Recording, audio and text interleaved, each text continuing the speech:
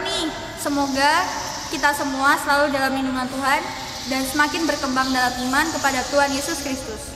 Ngomong-ngomong soal iman kita nih, gimana nih iman teman-teman terhadap Tuhan Yesus Kristus? Apakah kita semakin berkembang dalam iman? Kan mengingat di masa pandemi ini banyak sekali teman-teman yang sedang mengalami kesulitan dalam kehidupan.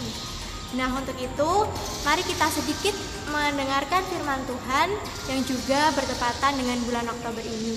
Kira-kira teman-teman tahu nggak di bulan Oktober ini tuh ada apa sih? Kalau menurut Mbak Nesa, di bulan Oktober ini ada apa? Tentunya jelas ini adalah bulan Rosario. Selain bulan Rosario, bulan Oktober ini juga dikenal sebagai bulan misi atau bulan misioner. Nah, untuk itu mari kita sedikit mendengarkan renungan singkat yang akan disampaikan oleh Mbak Carla dan juga Mbak Agi. Halo semuanya. Halo semuanya. Terima kasih kepada Kak Aya dan Kak Nesya yang telah memberikan waktunya kepada kami berdua. Nah, pada kesempatan kali ini, saya Carla dan saya Anggi akan menyampaikan mengenai renungan mengenai bulan misi dan misioner. Benar sekali. Nah, kita mau bacakan sedikit renungannya ya. Ada nih sedikit penggalan dari Kisah Para Rasul bab 4 ayat 20. Kami tidak mungkin untuk tidak berkata-kata tentang apa yang telah kami lihat dan kami dengar. Nah, melalui penggalan kitab suci tadi, kita bisa merenungkan nih bahwa manusia itu pada dasarnya adalah makhluk yang penuh dengan kata-kata. Maksud dari penuh dengan kata-kata adalah hal apapun yang kita lihat ataupun kita ketahui pasti akan kita bagikan kepada orang lain. Terkadang manusia sulit untuk menempatkan dan menahan diri nih. Baik bagi kita apabila kita bisa membagikan hal-hal baik yang kita ketahui.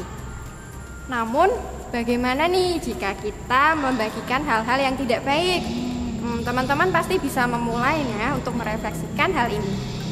Nah, kembali lagi, apa itu bulan misi dan misioner? Nah, teman-teman tadi udah mendengarkan renungan yang sudah disampaikan sama Mbak Anggi. Jadi, bulan misi atau misioner itu tidak terlepas dari peranan gereja. Jadi, pada kesempatan kali ini kita akan belajar mengenai gereja yang misioner.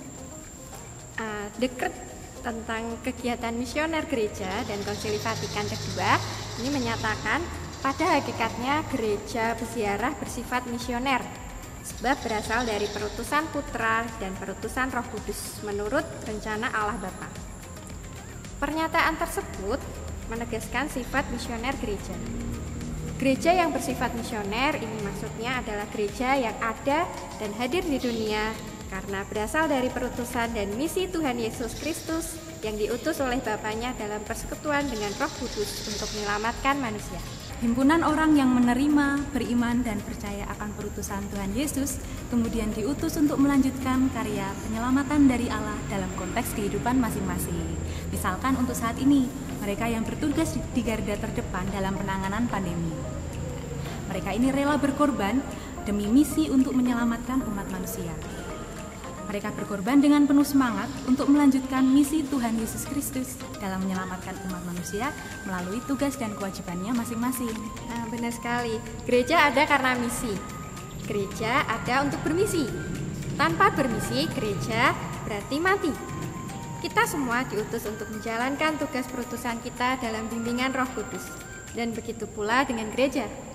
Semoga kita semua sebagai warga Indonesia semakin sadar akan tanggung jawab misioner kita, melaksanakan tugas dan perutusan setiap harinya.